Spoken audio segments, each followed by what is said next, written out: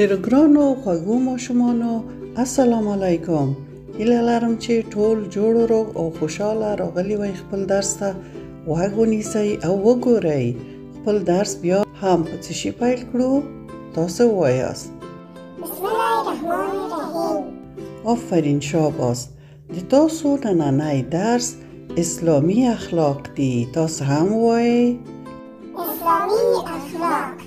اسلامی اخلاقو کې بیا نننی موضوع پاکی او نظافت دی یا پاکوالی او نظافت.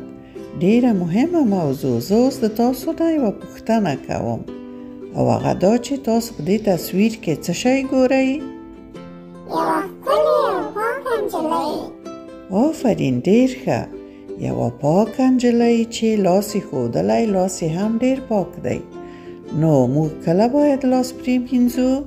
کله چې ډوډۍ خورو یا میوه خورو یا هر څه چې خورو. آفرین، ډیر ښه. او بیا کله لاس مینځو؟ کله چې د تشناب نه ووځو. ډیر عالی، ډیر ښه. کله چې تشناب نه وځئ لاس باید پرېمینځئ او خپل سر و ځان پاک صفا په منظمه توګه هر وخت پرېمینځئ. پاک صفا ځان وساتئ. خپل غاښ باید برس کړو. دا ډیره مهمه ده چې غاښ مو خراب نشي.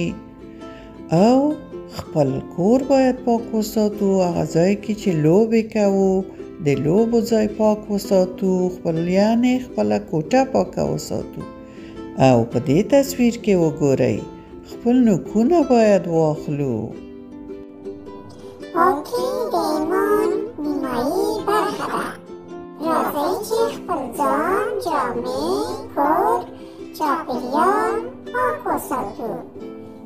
آفرین، شاباس. دام ډیر ښه ووې. نو د تاسو نننی درس هم دومره و. نور مو نو په خدای سپارم. د خدای په امان.